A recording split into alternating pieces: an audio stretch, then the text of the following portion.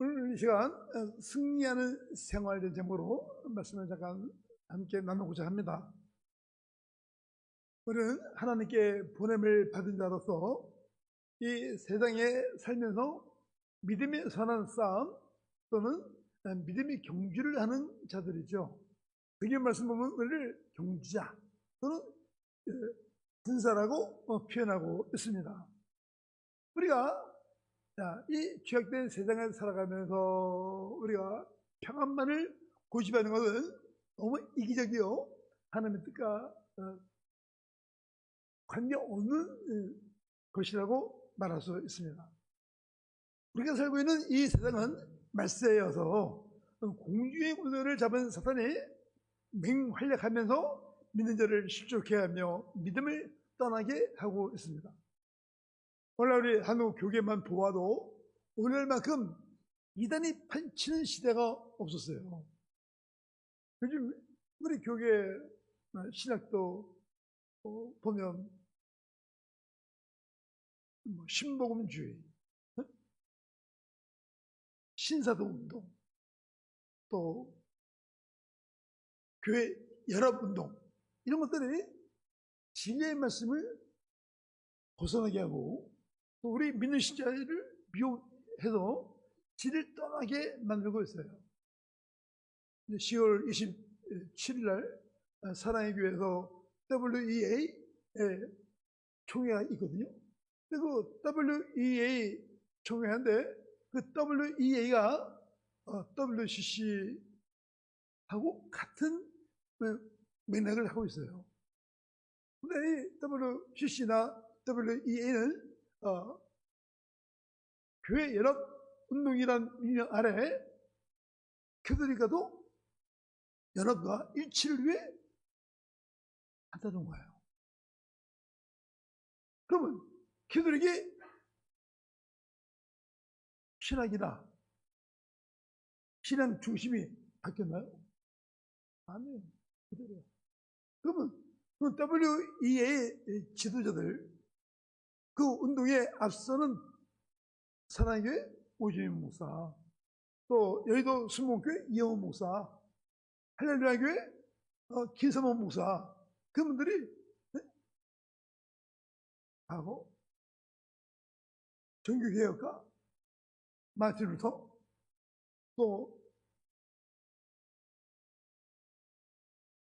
칼빈, 지빙글리 이런 종교개혁가들의 그 신앙과 신학을 본받아 하고 있냐 말이에요. 그게 아니라는 거예요.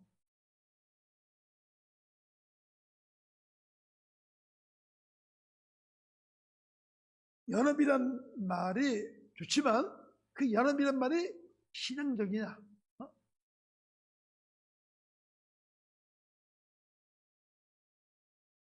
또 이신 칭의의 교리에 맞는 운동을 하고 있느냐? 그게 문제예요.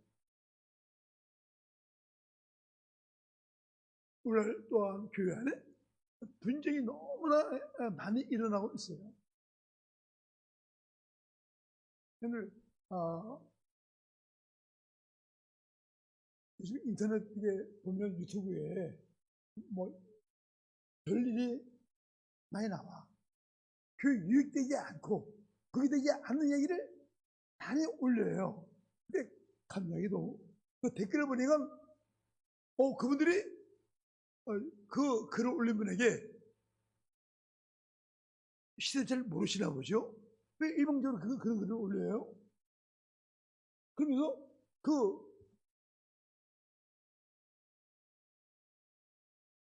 여러 가지 이제 댓글을 쓴 걸 보고 그래도 깨있는 교회들이 많이 있다. 그걸 느꼈어요. 다행이죠. 근데 너무나 자기 입장에서만 보고 평가하고 시험에 들고 교회를 떠나고 또 교회를 나눠지게 하고 이런 건 올바르지 않잖아요, 이게요.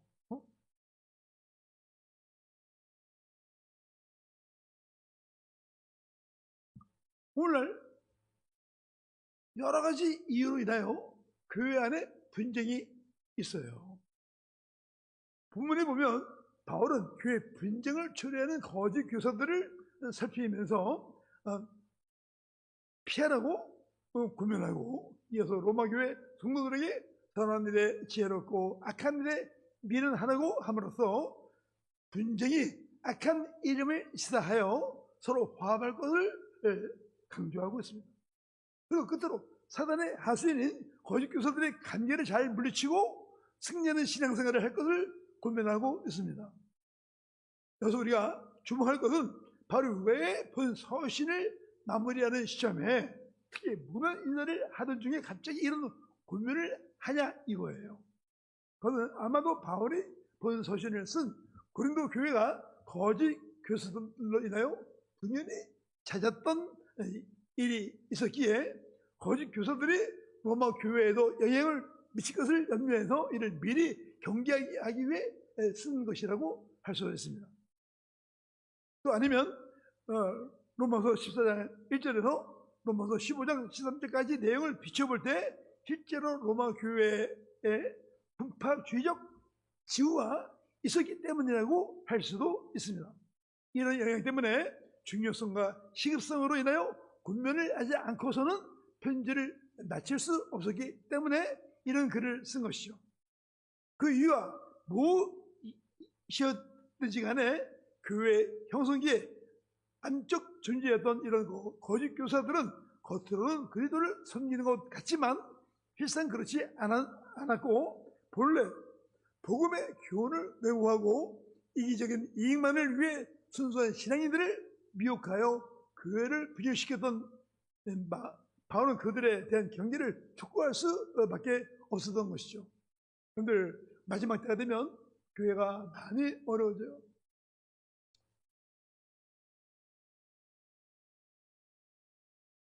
우리가 주님이 먹는 교회가 건강한 몸을 유지할 수 있도록 우리가 마음을 합치고 뜻을 합하여 주님의 교회를 든든히 잘 세워가는 게 우리 해야 될 일이 아니겠어요?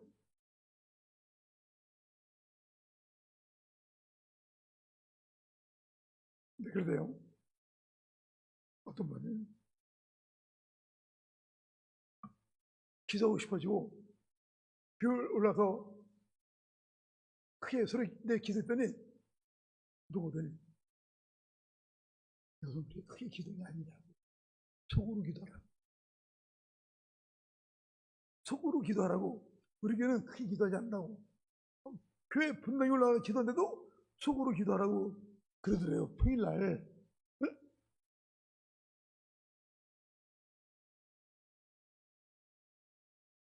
참 교회도 좀 여러 가지예요.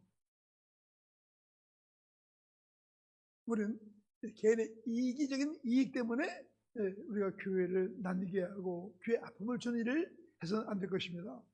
우리가 모든 일들을 할 때 그래요. 모든 것이 교회를 중심으로 한 일들이 돼야 되죠. 주님의 교회 이익되게, 주님의 교회를 위하여. 주님의 교회 안에서도 모임이 소그룹의 모임이 있는데 그 모임이 목사님의 목회 정신과 다르고 그 유익과 다른 일이라면 그 모임을 안 하는 게 정말이에요. 교회 안에 소그룹 모임이 얼마든지 있을 수 있어요. 같은 친분 있는 사람들끼리 모여서 그룹을 정해서 함께 여행도 다닐 수 있고 또 함께 모여 식사도 할 수 있고 함께 얘기를 나누면서 근데 그것이 교회에 유익이 안 되고 교회 반대 세력이 된다면 그 모임은 깨는 게 좋아요.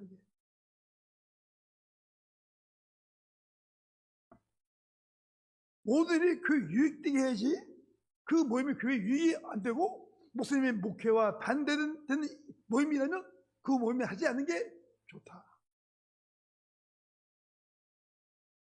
오늘 본문의 말씀을 통해서 우리가 승리하는 생활을 이루기 위해서 우리가 알 것이 뭐냐? 첫 번째로 교회 분쟁은 그리스도의 몸을 나누는 죄악이다. 본문이 바울이 애타는 심정으로 쓴 최후의 권면입니다. 바울의 권면을 하지 않고서는 로마 교회를 향해 편지를 마칠 수 없었어요. 그러면 바울이 그토록 애타게 말하고자 했던 마지막 권면이 무엇이냐? 로마 교회 안에 분쟁이 일어나지 않기를 위한 고민이에요.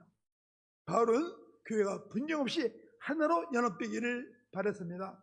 아마도 당시 로마 교회에 교리적인 분쟁을 겪고 있었고 또 그 일로 인하여 교회가 분열될 위험 가운데 놓여 있었습니다. 그래서 바울은 최종적으로 로마 교회에 분쟁이 없기를 소망하며 고민하는 것이죠. 10절에 보면 바울은 분쟁을 일으키는 자들과 관련하여 로마 교회 성도들에게 저희에게서 떠나라, 저희에게서 떠나라고 하였어요. 이 마치 분열을 조장하는 것처럼 보여집니다. 하지만 그렇지 않아요. 여러분, 신앙의 순수성을 지키려는 최의 조치이자 또 생각이 다르면 언제든지 갈라서란 의미가 아니에요. 바울이 원하는 것은 교회의 일치요 연합이에요. 좋은 신자라면 교회 안의 모든 성도들이 정말 한 몸을 이루고 주 안에서 하나 되기를 힘쓰는 일에 우리가 기여해야 되겠죠. 바로 이것은 주님의 마음이기도 합니다. 그렇습니다. 모든 사람들과 더불어 화평을 누리는 우리 주님께서 원하신 일이에요.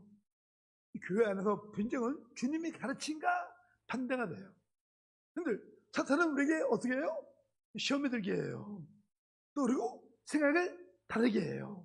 그리고 다투게 해요. 싸우게 해요. 나눠주게 해요. 성령님은 하나 되게 해요. 감동을 시키고 깨달음 있게 하고 그 유익되게 합니다. 네? 성령의 하는 일과 사탄의 일을 달라지게 해요. 여러분, 교회가 어떤 곳입니까? 주님께서 자기 피로 가지고 사신 몸이 주님의 교회예요. 주님을 주인으로 모신 것이 교회예요. 주님은 교회의 머리가 되시며 교회는 주님의 몸이 됩니다. 그런데 주님의 몸 된 교회를 사람들이 인간의 생각으로 나눈다고요. 도저히 용납될 수 없는 죄악된 행위라는 거예요. 그런데 안타깝게도 한국교회가 지금 분열로 시험을 앓고 있습니다. 서로 내 교회임을 주장하면서 다른 성도를 모함하고 정죄하고 자신의 이익을 따져 나눠진 교회의 모습은 정말 보기에 가슴이 아파요. 이런 한국교회에 대하여 주님께서 뭐라고 말씀을 하실까요? 주님의 무슨 심판이 있게 될 것입니다. 주님의 몸에 돌이킬 수 없는 상처를 내고 어찌 주님의 심판을 피할 수 있을까요? 여러분, 우리는 어떤 이유로도 주님의 몸을 나누는 죄악을 범해서는 안 될 것입니다. 분쟁, 분열을 그치고 죄를 회개하며 주님의 말씀과 사랑으로 하나가 되어야 합니다. 그리스도님이 이런 말을 했습니다. 교회 분열만큼 하나님을 노하시게 하는 것도 없을 것이다.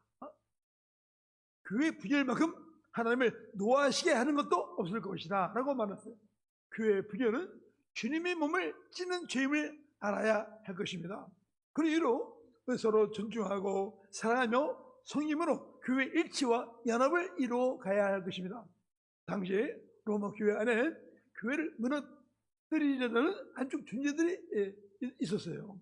사도 바울은 지금 교회에서 분쟁을 일으키는 자들에게 그들에게서 떠나라고 고민하고 있습니다. 이는 성경 전반의 가르침이나 그 성도들의 연합과 일치를 강조하는 바울 자신의 교훈과 배치되는 것처럼 보여집니다. 그러나 본절에서 바울의 고면은 분쟁을 일으키는 모든 자들에게서 떠나가라는 것이 아닙니다. 바울이 지목하는 것들은 바울이 지목하는 자들은 너희 교훈을 거슬려 분쟁을 일으키는 자들입니다. 원문으로 볼 때 너희 교훈이란 너희가 지금까지 배운 바로 그 교훈을 말합니다. 바로 교회를 분열케 하기 위해 복음의 진리에서 벗어난 교훈으로 분쟁을 일으키는 자들에게서 떠나도록 로마 성도들을 고민하고 있는 것이죠. 교회를 분열하게 하는 자들은 넘어지게 하는 자들입니다. 이들은 교회를 분열시켜 무너뜨리고 사단의 보냄을 받고 교회 안에 가만히 들어온 거짓 형제들이죠. 이들은 누구냐? 유대 율법주의자들 그리고 영주주의자들이에요. 율법주의자들은 이 신득이 구원의 원리를 부정하고 행위 구원을 주장하고, 영주주의자들은 예수님의 소유시가 부활 등 복음의 핵심 교리를 부인하면서 윤리적 극단을 주장하는 것이죠. 이러한 거짓 교훈은 초기 기독교 성령의 큰 걸림돌이 되고 말았습니다. 이런 거짓 교훈 때문에 교회가 논쟁에 휘말려 나중에는 나뉘어지게 되었죠. 그러므로 바울은 그러한 자들을 살펴서 그에게서 떠나기를 권면하는 것입니다. 우리는 거짓 교훈으로 분쟁을 일삼는 자들에게서 떠나가야 할 것입니다. 그들은 우리의 형제가 아니라 우리를 망해하는 안적 존재예요. 교회는 연합과 일치를 위해 힘써야 하지만 복음의 진리를 거스려 분쟁을 일삼는 자들에 대하여는 단호하게 대처해야 될 것입니다. 두 번째로, 성도는 자신의 배를 섬기는 자가 되지 말라. 성도라면 자신의 배를 섬겨서는 안 될 것입니다. 18절을 보면 원문으로 왜냐하면으로 시작하여 17절의 이유를 설명하고 있는데, 성도들이 복음의 진리를 거스려 말하는 자들에게서 떠나가야 하는 이유는 그들이 그리스도를 섬기지 아니하고 자기의 배만 섬기기 때문이라는 거예요. 그렇습니다. 자기의 배만 섬긴다는 말은 자기의 탐욕스러운 이익만 추구한다는 말이죠. 때문에 그들은 자신 이외에 다른 사람은 생각하지 않습니다. 고아도, 과부도, 가난한 자도, 위험에 빠진 자도 그 어떤 이유도 돌보지 않습니다. 그들의 눈은 탐욕으로 가득 차 있어요. 그들의 그리스도에 대하여 말은 할지 모르지만 그리스도를 향한 열정과 헌신은 전혀 없어요. 거짓 교사는 자신의 욕망이나 이익을 섬기는 노예들이에요. 그들의 생각과 마음과 영혼은 세상적이며 마귀적인 것에 뿌리를 내리고 있지요. 그리스도께서 좌정하셔야 할 자리에 자신이 대신 앉아 있어요. 자신을 사랑함이 주님의 자리를 빼앗았어요. 세상의 중심은 자기 자신이에요. 그들은 자기를 위해 거짓을 말하며 다른 사람을 미워하고 돈을 사랑하며 교만하며 다른 사람을 미워하고 다투는 삶을 살아갑니다. 그런데 성도라고 하는 자들 가운데도 자신을 사랑하는 삶을 그리워하는 자들이 있다는 거예요.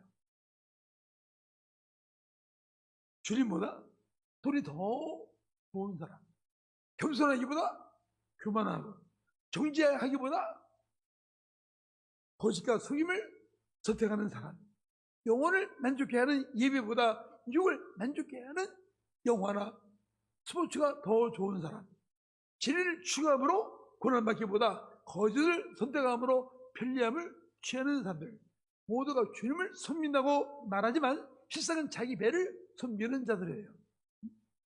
이들에겐 보이는 것만이 최고의 가치입니다. 영생, 사랑, 거룩, 소망 등 눈에 보이지 않는 것은 그들에게 아무런 의미가 없어요. 이런 자들에게 주께서 경고하시기를 제 생명을 사는 자는 잃어버릴 것이오라고 경고하시오.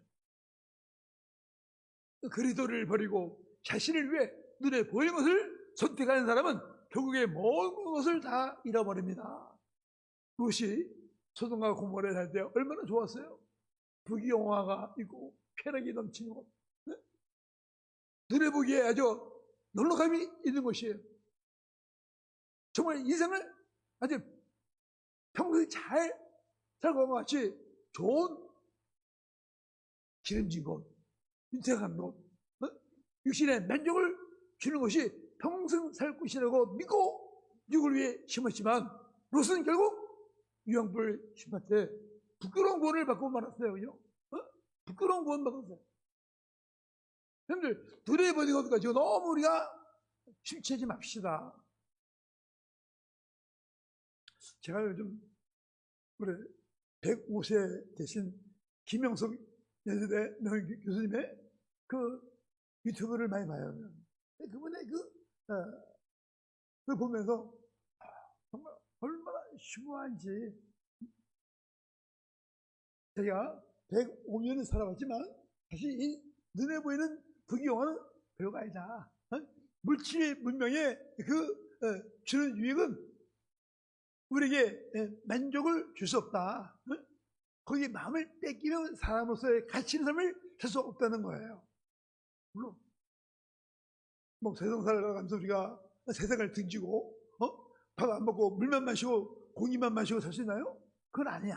그러나 물질의 지배를 받아서 하나님이 본래 우리를 지으신 창조 목적을 잃어버리고 육신의 욕심을 위해 사는 것은 너무 무익하다. 무의미하다는 거예요. 무의미하다.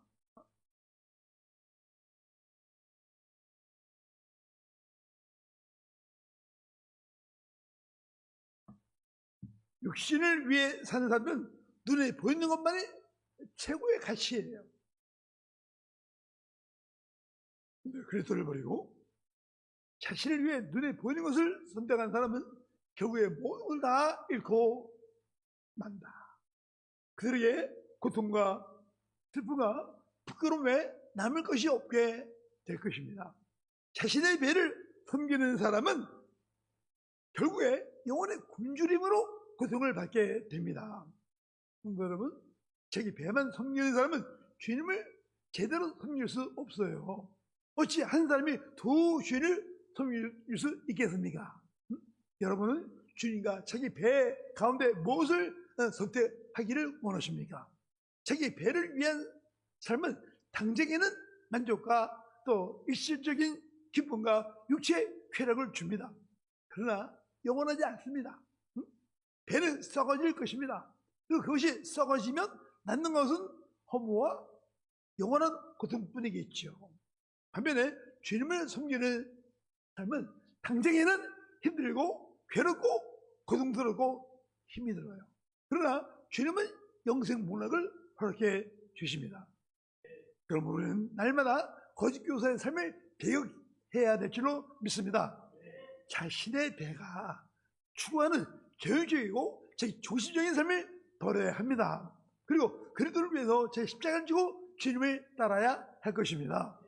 여러분들, 하나님 잘 섬기는 믿음의 사람은 자기만을 위해 살지 않더라고요.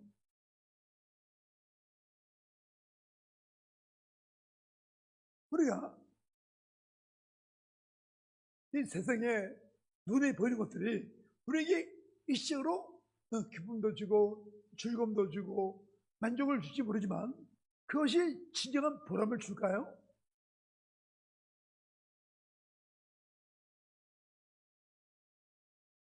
그건 아닌 것 같아요. 눈에 보이는 것은 일시적이요, 눈에 보이지 않는 것이 영원합니다. 우리는 예수 믿는 시자는 미래의 지향적인 삶을 사는 자들이고 천국을 소망하며 사는 자들이에요.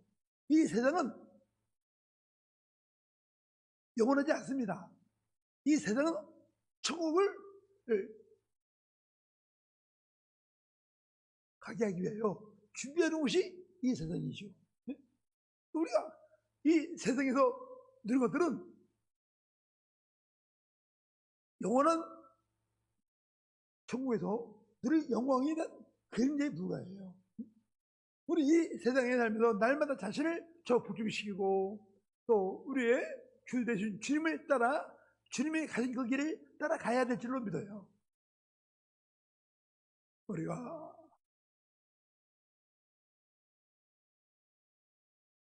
지난날을 돌아보면 아무리 지금 생활에 여유가 좋아 있어도 하고 고생할 때가 그럴 때가 더 있지 않습니까? 근데 제가 학교 다닐 때 학교 가면 초등학교 때 겨울에 난로에 내가 도시락을 올려놔. 이게 도시락을 올려놓는데 그 도시락이 먹고 싶어. 지금 제가 뭐 그 도시락을 지금 먹는 음식이 그거 못하겠어요? 그때 아니야. 거기 추억이 담겨 있고 또 그때 그 고생과 또 어린 시절에 겪었던 그 추억이 담겨 있는 그런 도시락을 먹고 싶다는 얘기예요.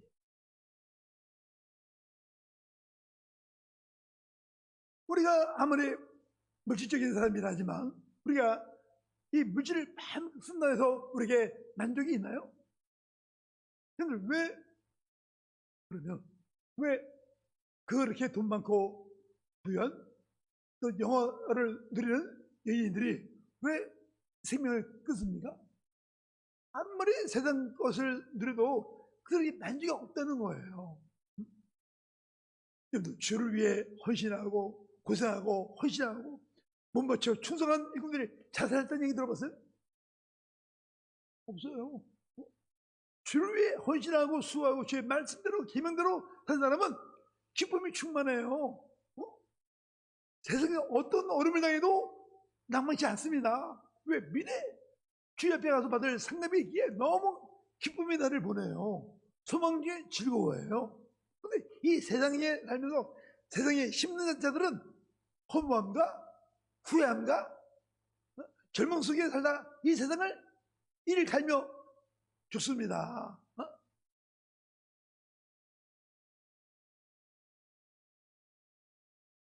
우리가 믿음 생활 잘하고 우리의 주님을 빗대라요. 믿음의 경기를 잘 감당한 자들에게 우리 주께서 영생 복락을 주셔요. 그러면 우리는 이 세상을 살아갈 때 교회 안에 가만히 들어온 거짓 교사들의 삶을 비교해야 될 줄로 믿습니다. 그리고 자신의 배가 추구하는 계획적이고 육체 조심적인 삶을 날마다 버려야 합니다. 그리고 날마다 자신을 보충시키면서 그리스도를 위해서 십자가를 지고 주님을 날마다 따라가는 주님의 진정한 제자 되시기를 바랍니다. 세 번째로 다른 사람에게 들려지는 좋은 소식의 사람이 되라. 네, 승리한 사람은 다른 사람들에게 좋은 기쁨이 돼요. 19절에 보니까 19절에 바울은 너의 순종함이 모든 사람에게 들리는지라. 그러면 내가 너희를 인하여 기뻐하노니. 여기서 로마교회 성도들의 순종이란 어떤 것일까요? 그리스도의 복음에 대한 순종, 진리의 순수성을 지킨 것을 말하죠. 당시 로마교회 성도들은 유행처럼 번졌던 영주주의와 율법주의자들의 거짓 가르침에 있음에도 불구하고 신앙의 순수성을 지켰어요. 물론 이때 거짓 교사들이 이미 로마 교회 안에 들어와 활약하고 있었는지 분명치 않습니다. 그러나 로마 교회도 어느 정도 당시 거짓 교사들의 영향을 받고 있었던 것은 사실이에요. 하여튼 로마 교회 순종은 주님의 말씀에 대한 믿음의 승리였다. 그리고 그 승리의 소식은 모든 성도들에게 전해졌으며 그들은 그것으로 인해 기쁨을 누리게 되었어요. 그 소식을 듣고 로마 교회 성도들을 바로 칭찬하는 것이죠. 신앙을 지킨 성도의 소식은 다른 성도에게 큰 기쁨이 됩니다. 믿음으로 주님의 말씀에 순종한 성도의 소문은 시대를 초월하고 장소를 초월해서 전파되기 마련이에요. 순교를 당하면서도 주님께 간단히 서만화 교회 주교 폴리갑의 신앙, 또 일에 지치고 힘들어도 골방에 들어가 기도하며 3대 오라토리오 가운데 하나인 전 창조를 작곡한 하이든의 인내, 안락한 생활을 포기하고 밀림, 맹수, 독충, 말라리아의 위험이 있는 아프리카에서 의료 선교한 휴바이처 박사의 사례뿐만 아니라 또 우리 동합교회가 파송한 벵글라데시의 선교사 김선 선교사님, 전남대 수학과를 나오고 학교 교사로 있던 분이 은혜 받아가지고 벵글라데시의 나한자촌에 선교사로 갔어요. 사모님은 나한자촌에 병원에서 나한자들을 치료하고 있어요. 그들은 개인의 부경을 다 버리고 복음을 증거하기 위해 나한자촌에 들어가서 그런 사역을 감당하고 있는 것이죠. 이런 좋은 믿음의 사람들은 시대를 막론하고 장소를 막론하고 성도들에게 큰 기쁨이 됩니다. 우리 교회가 후원하는 우리 인도네시아의 최용훈 선교사님 빈민 선교하고 있는데 정말 그 선교를 위해서 사실 어려운 생활을 많이 해요. 내가 지난번에도 그 선교인 부부가 저에게 자세한 얘기를 잘 안 하셔. 근데 그분들이 에피센터 거기서 사역하는데 돈이 모자르니까 제 살던 집을 빼버리고 그 센터 안에 들어와서 위에 3층에서 방 꾸며가지고 생활을 하더라고요. 이게. 하는 말이 개인 생활도 없이 얼마나 힘들어요. 목사님 여기 사는 게 더 마음 편하고 선교를 국가적으로 할 수 있어요. 그런 얘기를 하는 거예요. 근데 정말 햇빛센터에서 비밀 선교하는 데 가보면 정말 가난하고 버림받은 사람들 상대로 이렇게 비밀 선교하면서 정말 개인적인 삶이라는 게 없어요. 근데도 고생하면서 그들과 함께하는 그들의 그 사역 너무나 귀하더라고요. 지난번에 그 비민학교에 화재 나가지고 그 일대 다 타버렸는데 학교를 건축하기 위해 기도하는 가운데 두 교회가 허름해서 그 학교를 재건축하는데 6천 몇백만 원 든다 그래요. 두 교회가 4천 몇백만 원을 허름해서 보내왔대요. 얼마나 감사한지. 근데 저에게도 이렇게 부탁하고 싶은데 장 목사님 이제 은퇴 말에 마음도 불편하시고 힘들까봐 부탁을 못 드리고 기도만 해달라고 얘기하는 거예요. 정말 마음이 아파요. 근데 그 비밀 선교하는 그 가운데 가보면 정말 그 아이들이 얼마나 어른지 기가 막혀요.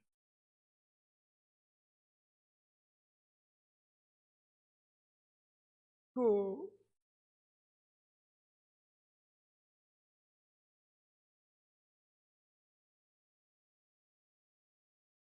어떤 우리나라 말하면 북부 수안 개선도로나 내부 수안도로 이때 보면 올라가는 다리 밑에다가 집을 줘놓고 거기서 사는 사람들이 있어요. 여기요. 거기 한번 따라 들어가 보니까 엎드려가지고 허리를 쳐들지 못해. 머리 부딪힐까봐 허리를 빠져쓰고 딱 엎드려서 그 밑을 지나가는데 근데 그런 밑에다가 그냥 비닐다 깔고 비닐로 칸막이 해가지고 대충 사는데 그런 데서 애를 낳아서 키우고 있는 거예요. 근데 그런 사람들에게 땅을 전달하고 도시락을 전달하고 그 아이들에게 빈민학교에서 교육 지도하고 또 그들을 상급학교에 갈 수 있도록 자구도 지원하면서 애들을 말씀으로 양육하더라고요. 지난번에 이런 이야기예요. 그 빈민학교에서 아침마다 그 설교도 가정의 아이들을 성경 안동을 시킨대요. 근데 성경 안동하는데 얼마나 안동을 잘하는지 그 안동하는데 안동 또 대회를 해. 학교에서 안동 대회하는데 애들이 큰 목소리를 얼마나 잘 안동하는지 말도 못해요. 애들이 매일 예배 드리고 또 이렇게 찬송하고 기도하는데 그 피교도 부모들이 학교 와가지고 아이들 옆에서 같이 이렇게 찬송도 하고 예배도 드리더라고요. 근데 최고봉 교사님이 얼마나 열심히 일하는지 우리나라 외국의 주제는 장한 외국 교민 상을 받았어요. 우리나라 와서 국어 총리상도 받고 또 인도네시아에서도 자카르타 시장상도 받고 또 우리 나라에 너무 일을 열심히 해서 소문나가지고 연세대학교에서도 학생들이 봉사하러 가기도 하고 한농대에서도 거기 봉사하러 갑니다. 그리고 포항 개체로는 거기 인도네시아에 지진 나거나 해일 나면 거기 그 빈민학교에다가 보호물체를 이렇게 박스에 만들어가지고 거의 600개, 1000개를 보내주면 가지고 그 주민들에게 전달하거든요. 아주 너무나 일을 잘해서 하나님 앞에 영광 돌리고 우리에게 기쁨이 되더라고요. 우리가 하나님을 믿으면서 우리가 정말 다른 사람에게 기쁨의 좋은 소식이 되는다고 얼마나 자랑스러운 일입니까? 하나님을 믿으면서 우리가 승리하는 믿음의 삶을 산다면 우리는 남에게 근심, 걱정, 염려의 대상이 아니라 기쁨의 좋은 소식을 주는 그런 메신저가 되어야 될 줄로 믿습니다. 교회 5월에 나온다고 우리가 성화되나요? 교회 5월에 나왔다고 남에게 기쁨의 좋은 소식이 되나요? 그렇죠. 하나님을 믿으면서 날마다 내 자아를 버려. 내 자아를 버리고 내 자신이 날마다 죽어야 하나님을 믿으면서도 내 자아가 살아있고 내가 기분 나쁘면 교회 일 안 하고 내 마음에 흡족하지 않으면 교회를 떠나고 그거는 하나님 앞에 아름다운 믿음이 아니에요.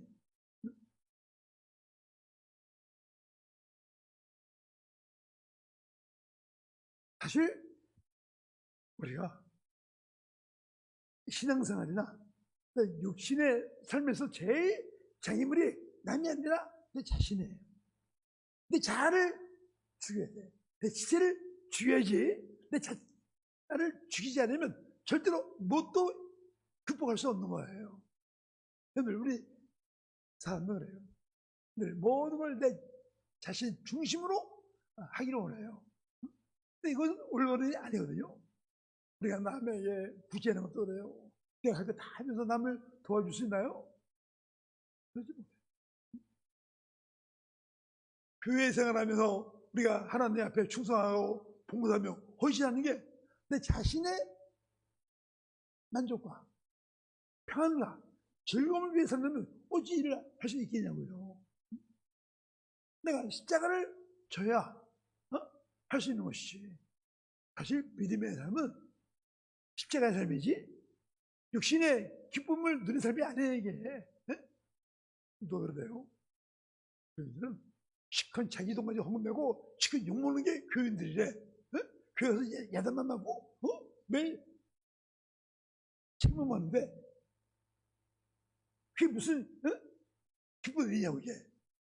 그런 말을 하는 분들이 있어. 그건 시험에 든 분들이 하는 이야기야.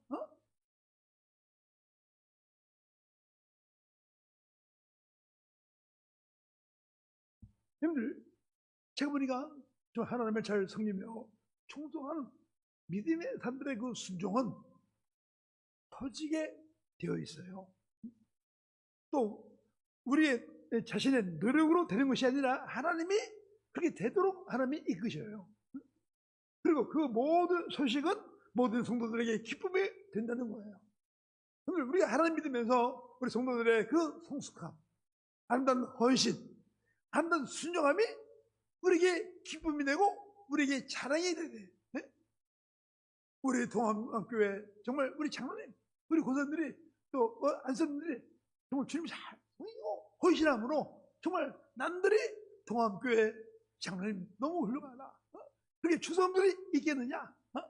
그건 정말 우리 교회, 우리 믿는 자들의 꽃이요, 우리의 기쁨이라고 말할 수 있는 일꾼들이 많이 나오기를 원합니다. 여러분들, 우리가 신앙 안에서의 순종은 정말 가치 있는 일이에요. 하나님을 영원하게 하며 주님의 몸된 교회를 건강에 세우기 위해서 우리 한 달의 미랄이 되는 건 얼마나 중요하고 아름다운 일인가. 제가 이런 생각해요. 우리 동암교회 의원에 우리 지난번에 은퇴 목사님들 선비의 일이 우리 교회가 있는 저 유럽까지 다 소문이 났었는 동암교회. 동암교회 아는 분들은 그래. 야, 동암교회 큰 교회 아닌데 어떻게 그 큰일 냈지? 야, 동암교회 멋있다. 그 헌신을 통해서 목사님들이 얼마나 위로받고 힘을 얻고 자긍심을 얻었는지 말도 못해. 여러분들, 우리 교단은 작은 교단이에요. 합동이나 통합은 교수가 10,000개 넘어요. 근데 10,000개 넘고 큰 교회가 많이 있는 교단도 이런 일을 못했는데, 우리 합심교단에, 우리 동암교회 요즘 주일날 70명 조금 넘은 교인 숫자가 이렇게 작은 교회가 전 200만 들어가지고 지난번 일을 아주 멋지게 일하시고 목사님들 잘 섬겼어요. 근데 이것이 우리 교단의 자랑이 되고 있고 기쁨이 되고 있다는 거예요. 얼마나 아름다운 일이냐. 이를 우리 동암교회가 쓰임받았다는 것은 너무나 기쁜 일이요, 축복받은 일이에요. 이런 아름다운 일에 헌신하고 또 섬기는 분들 하나님의 도심이 계속 함께 될 줄로 믿습니다. 우리가 하나님의 말씀을 순종하면 우리 자신의 명예를 얻기 위한 게 아니에요. 우리 이름을 드러내기 위한 것이 아닙니다.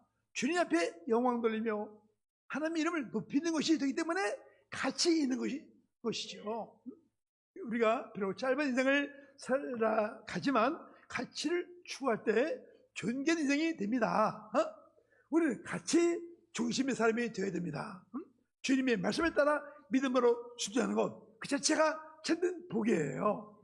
돈은 살 수 없는 복이에요. 그런데 눈에 보이는 것은 진정한 복에 1년밖에 안 돼요. 그러나 눈에 보이지 않는 뒤에 있는 것이 얼마나 큽니까? 영적인 것, 눈에 보이지 않습니다. 우리가 하나님 앞에 순종하고 충성하고 또 헌신하는 것, 눈에 보이지 않지만 하나님께서 귀하게 여기시고 또 하나님의 큰 위로와 또 축복이 함께 임하게 될 줄로 믿어요. 그런데 우리 요즘에 마지막 때가 되어서 우리 교회들이 칭찬을 받는 일을 거의 잃고 있어요. 우리 모두가 하나님 앞에 정말 가치 중심의 사람, 또 하나님 앞에 믿음의 순종으로 인하여 정말 우리의 아름다운 그 기쁨의 좋은 소식이 멀리 퍼져나가는 귀한 은혜가 넘쳐나기를 축원합니다.